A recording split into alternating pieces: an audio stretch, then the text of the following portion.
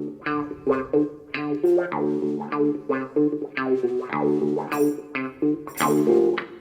afternoon, Tommy. Good afternoon. And welcome all to Legends of the 70s podcast. Joining me today is a total legend, a fella that played over 1,000 games in the beautiful game and played it beautifully, I must add, Mr. Thomas Hutchison. How are you, Tom? Very well, thanks. And you were christened Thomas. We all know you as Yes. Tommy on the 22nd. I've been called a few other names, Yeah, mine. absolutely, haven't we all? 22nd of September 1947, which makes you 75 years young, in Fife, Exactly. Scotland. Cordon-Dur, is that how you pronounce the area that you were born, Tommy? I was born, strangely enough, it comes under Cardenden. Got ya. It's Cardenden, but I was actually born in Dundonald, which is sort of a little village. Cardenden covers about 4 little villages round, all mining places roundabout, and Dundonald was one. So your upbringing in those early days, your schooling, was you clever at school? Was you academic, or was you more into your sport? Where did you get your football from? Your dad's side, your mum's side? Probably my mum's side. Yeah. My dad's side, none of them had anything to do with football. My mother's side, there's a couple of them played. In fact, one of my uncles who I never met, my uncle Dave, he actually got killed playing football. He got kicked in the privates, and in those days, he just nothing was done about it and everything. But he did die when he was 21. Dear, terrible. What's your earliest football memories, Tommy? Playing football and then going to football. Did you play at school for the district, for the county? Well, strangely enough, when I was at school, the junior school, obviously, I was I wasn't very bulky when I got older, but I was quite skinny. And at one stage, my mother took me to the hospital in Edinburgh, the Children's Hospital, because I was so thin, because I could eat, but she was just a bit worried about it. And I can remember they gave me all the tests in Edinburgh, and the doctor says to my mum, "Excuse me, dear, but how tall is your husband?" And my dad was about 5'6", the same as my mum. And he says, "Well, you can't expect a crow from 2 sparrows, can you?" And that was it. And again, when I went to the secondary school, which again, academically, I just did what I need to do, I think, and usual reports, could do better. Usually if I'd attended Anothre. Yeah. And I didn't actually play at school. In fact, I used that when I went into the football and the community side of it. When I was coaching kids in schools, is that if I had any turmoil with the kids and calling names at each other and "you're useless, you're hot," and I used to sit them down and say to them, "Look, I played X amount of games at top level. I played in an FA Cup final. I played in the World Cup final. And by that time, I've got them all quiet now because they're listening." And I says, "I never played at school. Why do you think I never played at school?" Of course, was you ill? Or did the teacher not like you? I says, "No, I didn't play at school because it was useless." I says, "But if you work hard and try and you will get better. So there's no good use all shouting at each other for he's rubbish or that. If you work hard, that's what you'll get." And really, that's what I did do in theory.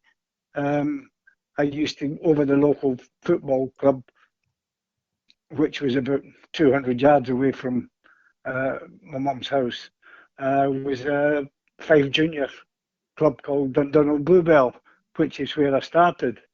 And we were my friends, we used to go and watch the games on a Saturday. And there was one day we played, we were along, I'd be about 15 at that time, And again, I hadn't played at school. Mind you, Billy Johnson was at the school at the time, so it was quite difficult to get in the team.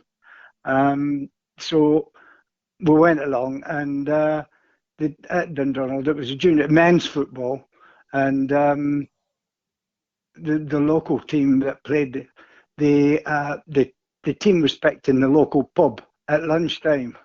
So they picked the team and everything, but when they got to the grounds, which was about 10 minutes walk from the pub,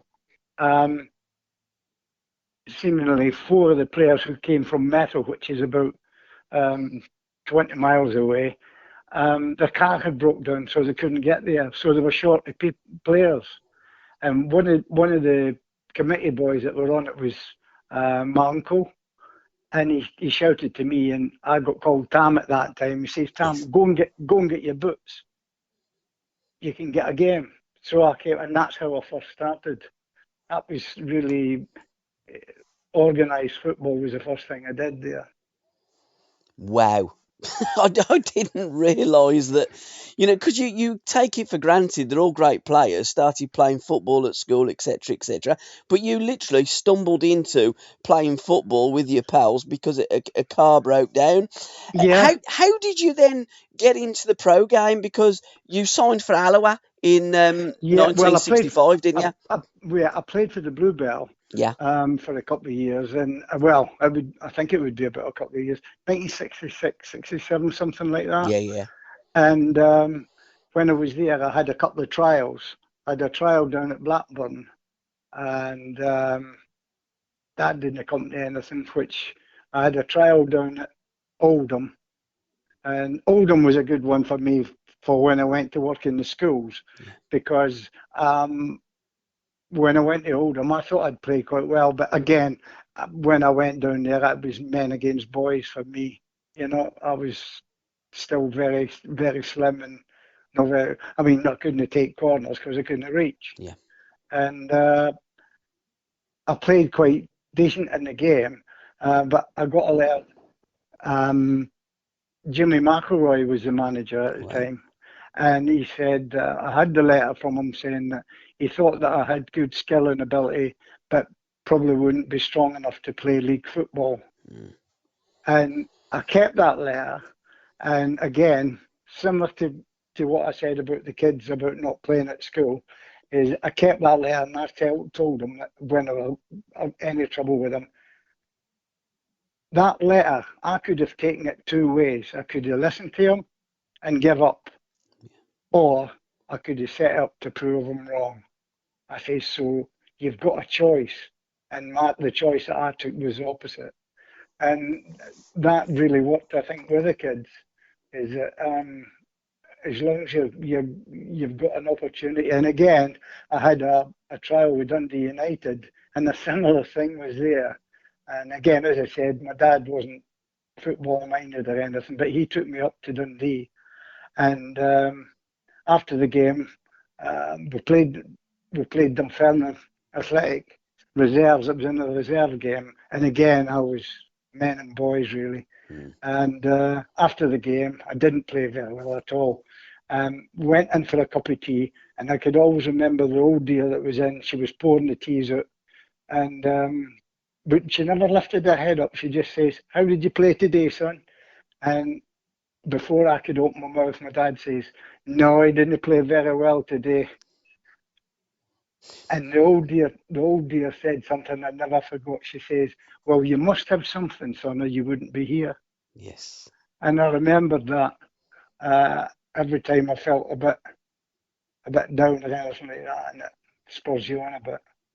And that when I came back from Oldham, I signed for Alloa. I had a trial with Alloa, scored the goal, made 2, and that's how I signed. And your professional football career then kicked on. You've mentioned quite a bit so far in the podcast, hard work and belief. Now, that's the title of your book, Hutch, Hard Work and Belief. And it's written by the son of your manager at Blackpool, isn't it? No, he's not. I don't think he's his son. Oh, okay. Is he related? Because they've got I the don't same think so, no. Oh, have they not? Because it's No, they're Les not. Shannon and his name's Kevin Shannon, isn't it? It's Kevin Shannon, but Kevin Kevin used to be he was a school teacher, he was a big supporter at Coventry when I was Wow. at Coventry. He used to go to all the games.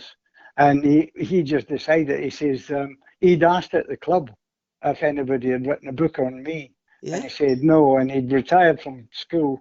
And he says, well, I would like to have a go at it. And that's what he's done. Fabulous. And you must be very proud of it, Tommy. Oh, yeah, without a doubt. Well, they wanted to call it Mr. Magic, because Yes. that's what the old chairman used to call me. You did. But I wouldn't wear that one. I said, you can't call yourself Mr. Magic. Somebody else can, but I can't. Yeah. And I just felt, he says, well, what do you think you got a career like you did have? And it was exactly that. It was hard work, and I believed in what I was doing. Absolutely. Who were your heroes growing up, Tommy? Pardon? Who was your heroes, your football heroes growing up? Who did you look at and Dennis think? Law. Yeah, the Law man. And I was unbelievable. Dennis Law, who, and again, you're always told to always view your heroes from afar. And that was exactly the opposite. When I first played for Scotland, he was in the squad that I got picked in, and he was just exactly what you'd want him to be. When I went into the hotel for the first meeting with the Station Hotel in Glasgow, went in, big man, in you come, have a cup of tea, and I'm thinking, that's Dennis Law talking to me, and I'm thinking, I used to play for the Bluebell. I never played at school, and like most of the players with Scotland, I think if you look back, they all played either schoolboy, international, then under 18s or under 23s. And again, that's what he was. And in fact, when I retired at Merthyr and when I stopped playing altogether, the chairman actually got him to come down and present me with a trophy on a dinner. And that was just fabulous for me. You retired in 1994, aged 46, and you played over 1,000 games. What did you find was your luckiest and most unluckiest grounds throughout your career, Tommy? Well, Wembley was my unluckiest. That was an easy one. That was an easy one. That's quite an easy one to pick. The luckiest, I loved playing at Highfield Road. Highfield Road was a good ground, but then again, so was Man City, so was Blackpool's. They were all good. The one probably playing away from home that I always liked to play on was Villa Park. Okay. I always enjoyed playing at Villa Park because it always seemed to be sandy and nice and neat. And yeah, I enjoyed playing at Villa Park. Now, you moved to Blackpool, you played 165 league games, scoring 10 goals, and it was Stan Mortison that was the manager at the time before Les Shannon took over. Again, another legend, wasn't he? Stan, his lucky ground must have been Wembley because he scored a hat-trick in the Matthews final. Yeah, I never got a mention. It's unbelievable, isn't it? It was. You scored an own goal and they don't let you forget it. Yeah, and again, it's there's more people know me for scoring an own goal than Stan for that. Yeah. Because even when I was at the schools, when I was working in the schools, the kids didn't know me really. I would say, look, I'd tell them that I'm not Sir, I'm Tommy. You know, right? Sir is Alex Ferguson. I says, but when I come to take them for football, I says, but it's just, that's how it is. And when Stan came for me, and I went to meet him, it was like I was going to my dad. Yeah. He was just so couldn't have been a better man to go to at that stage of my career. Yeah. Not football wise, but growing up. Yeah. Myself, Henry Mowbray, and Tony Green all signed at the same time, within months of each other. Tony, in fact, I must have played against Tony in my first game because we played Albion Rovers, and he played for Albion Rovers, and we all stayed in the same digs. But Stan seemed to have that and that. Football-wise, tactics and everything, his favourite one was, come on, boys, another 45 minutes and we'll all be on the drink again. And that was it. Well, He didn't say on the drink. He said something else, Yes. but I can't. I Yeah. can't. And but there's not one person that I've ever played with for Blackpool when Stan was here would let him down. Yeah. You know, because he knew where his heart was. He knew he loved the club. He loved what he was doing. And again, when Tony and I signed for him, it would be every now and again he would know he'd get us call you in the office and he'd say, "You three, I don't want to see you till Wednesday." And he would give you a tenner for your train fare. He says, "Get yourselves back home." And I think he came down for Gala Shields or something when he was young. Yeah. And he must have felt, he knew how he felt. That although we were, and we were just, well, I was 19, 20, he just knew we'd be a bit homesick, Yeah. you know? And he was absolutely brilliant for that. Again, great management. Yeah, Most difficult opponents or teams that you played against throughout your career, Tommy? I think, and in the 70s, I think the worst would be, I'd go to the Leeds. Yeah. You know, they only give you a loan of the ball for a bit, Yeah. and the fullbacks, they were a bit like when I played for Scotland against West Germany. When you swapped your shirts with them after the game, you got your own back. Yeah. The match of that time. Yeah. No, they were just awesome.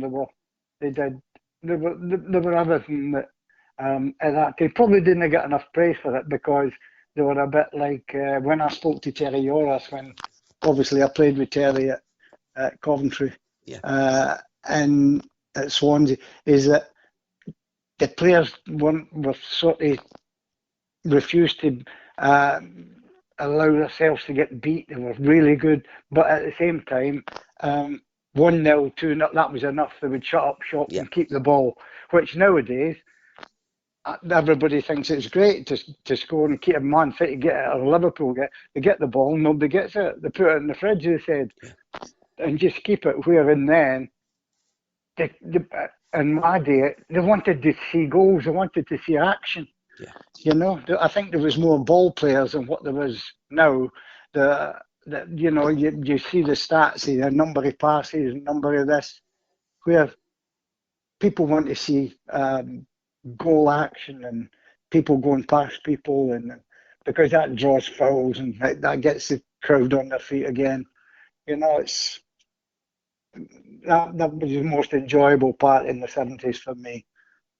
Absolutely. I never judge players by stats. It's a modern thing. It's the Yeah, new as they look at stats and they go, well, this player must be this because look at his stats. I always judge yeah, a player on what I look at and how I'm entertained by the player. yes, And if I want to go and watch that player again, I couldn't care less how many times he's given the ball away. If no, he's put a killer ball through, he's scored a goal, or he's been an absolute breath of fresh air every time he's received the ball. He's been on his toes. He's looking to play forward, and that's as I judge and have always judged players. Sadly, you're spot on. It's about yeah, and I think stats. it sort of put me off playing, Yeah, watching them playing. absolutely. Because we first had that when I was at Seattle, Yeah, because as soon as you come off the pitch, they handed you a sheet of stats.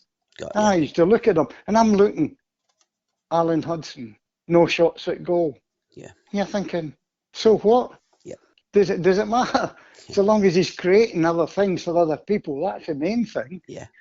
And then you've got somebody else, 68 passes, never gave the ball away, but never hurt anybody, passed it back to the fullback. And Absolutely. and, and like you know, I watch them playing and I'm thinking, the fullback, and he'll play a cross-field ball, which maybe say from the right side to the left side to me on the wing, which is if he can play a long ball to me, that gives me plenty of time to take the fullback on. Yeah, But now you see that a change of play like that, and then he rolls it back to the fullback. yeah, And you're thinking, you've just stopped playing holding on, whereas before, my job was get at them, force them to make a mistake, get to the byline and get as many balls into the box as you can. And I think that it got a bit mundane for me watching them. Well, when Barcelona were at their height, you could, if the goalkeeper got the ball at Barcelona, you could go and make a cup of tea and come back, and they'd yeah, still be on the halfway line. yeah. You know, it was, which you wouldn't get away with that in my day when the crowds were there. They wanted the ball going forward. I think our crowds were spoilt because that's what all teams did do in our day in the 70s. Players, teams went forward, tried to score goals. It was a different game. It was a better game. If you could replay one game that you played in during your career, Tommy, what game would it be and why? I think it was a game against Blackburn Rovers for Blackpool. Yeah. It was the first, and I played against Keith Newton. And it wasn't until later that I found out that the lad that was watching him that day was a scout. Well, he was a coach and scout. It was Tommy Casey from Everton, and they were watching him, and I absolutely tore him to bits. And it was one of those days where you're just not going to stop me. Everything I did, any pass that I played was good. Any cross was good. When I took him on, there was no way I could have beat him either side, any side I wanted. And it was just one of those games where everything come off. And that was the most pleasing one. Other than maybe the one or two for Man City where, we're struggling down the bottom. When I first went there, same with Coventry, we were struggling down the bottom. And you make a couple of good crosses and you get goals from it. That was the most pleasing. I mean, probably my fault that maybe if I'd have had John Bond at an earlier age, I would have done maybe what Pep did to a few players at Man City and score more goals. I tended to be being the provider more than so I must admit I got more pleasure out of creating goals than I did scoring them. But I think that is a trait of a winger, isn't it? You get more enjoyment making the goals than scoring the goals. Yeah. But at the same time, that the centre forwards are the ones that will make the money. Yeah. Because and again, you're talking about stats. Nobody complains with Highland when he scored. They played the other day. They scored a hat trick, touched the ball 8 times. Yeah. You're thinking that's a good ratio. I've had it 200 times and haven't scored. But nobody says anything because he scored goals. Yeah. And, but that's just the trait of the players today, isn't it? Absolutely. I've done a podcast, a Legends podcast with Paul Fletcher, and he said no matter what dressing room you went into, you always had an Englishman, an Irishman, a Scotsman, and a Welshman. You had a dresser, you had a comedian, and you had a ladies' man. Who were them characters in your dressing room throughout your career, Tommy?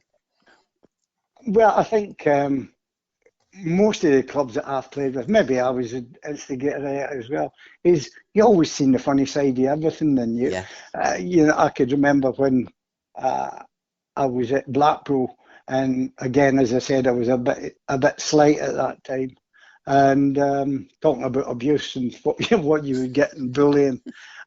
We used to get weighed on a Friday, and you would go in under the stand, which was freezing cold. So you're there with shorts, just your shorts on. So you get them weighed and you come back, and you've got to get past I was in the reserve team dressing room. You've got to pass the first team dressing room. Yeah. And as I'm walking past with Tony Green and Henry to the Alan Skirton, who was a big winger that played for Arsenal for a spell, and then he was at us, and then he was at Bristol. Great big lad. And the winger, funny enough, he was a right winger. And just as I'm passing, he shouted, "Oh, what weight were you? Hutchie, what weight were you?" And of course, all the lads in the dressing room, because he's got Jimmy Armfield and Gordon Milne and all Johnny McPhee and all the other having a laugh. And for some reason, I just turned and came back, and I says, "Alan, what weight should you be?" And of course, the lads all started taking the mick out of him. But that was the way you just to stand up for yourself. Yes. And, you enjoyed it. And I think when I was growing up, playing wise, I think in the dressing room, the best dressed one was Stan Mortensen. He was immaculate. Yeah. And I was lucky enough that it was a trait that I held all the way through my football. Is we went to Bob Stokoe, followed him. Yes. And then Bob Stokoe again was always smart, always immaculate, shoes always gleaming, first one to get us club suits and everything. You felt the part. And I could remember I did that all the way through. When I went to Hong Kong, we played in Hong Kong, and the weather was very humid, and so everybody went in a pair of shorts and t-shirts. Everybody played on the one stadium, the National Stadium in Hong Kong, and we went to it, and flip-flops and whatever, and you've got your boots, you've got everything there, so you've got to look after all your own gear. And I got there, and I come back after a couple of games, and I says to the wife, I says, Ivy, I can't go to the games like this. I says, I don't feel as if I'm going to the game. Yeah. I feel as if I'm going to training. And from then on, I wore a collar and tie and a jacket. And I used to take a spare shirt with me because with the humidity, it was that warm. I had to change it after the game. Yeah. And then the Chinese used to call me Mr. Gentleman because always I went. And again, the funny side of things, before the game, there was a couple of English lads playing for other teams. I said, "Oh, you going to a wedding?" Before the game. I says, "No, I bought this with the last time we played dues with the bonus money." So that used to shut them up. So but I did. That was something that I took from Bob Stokely, and being well dressed and smart. And again, if you can't be a footballer, at least try and dress like one. Absolutely. You won the Anglo-Italian at Blackpool in 1971, and whilst in Hong Kong, you played in the 81, which was the 100th FA Cup final. Yes. And then in 81, 82, 83, you played in the Hong Kong FA Cup finals as well. So you played in three FA Cup finals on the spin. Yes. And then we won the Welsh Cup as well. Yes, And I you was in did. Swansea, which got us into 1979-80. which got us into the Cup Winners' Cup. You was 42, wasn't you, when you made I your was debut? I was 40. I was 42, and the little fullback behind me was a little lad called Sullivan, who had been at Norwich. And the gaffer says, that team will get some ragging if there's two years here. You're nearly 90 years between you, and you're running them ragged. Yeah, but I never bothered. My age never bothered me. It only bothered other people. My fitness Absolutely. was the thing that I was always, and I've been lucky. I've been lucky in the sense that the teams that I've played for, like the Blackpool, good pros, good lads that, worked hard in training. I had at Coventry, again, great set of lads, Willie Carr, Colin, all players that are willing. Even when I went to Seattle, people like Huddy and Mishy, Bruce Rear, Big Roger Davis, when it come to training, it was the same as, the same as when you played on a Saturday. I was lucky in that sense. Your most appeared club, if that's the right word, you made the most appearances, that's probably a better phrase, was Coventry City between 72 and 81. You made over 300 appearances in the Football League, scoring 24 league goals for Coventry. That was a fantastic kit that you played in, the sky blue and the chocolate kit.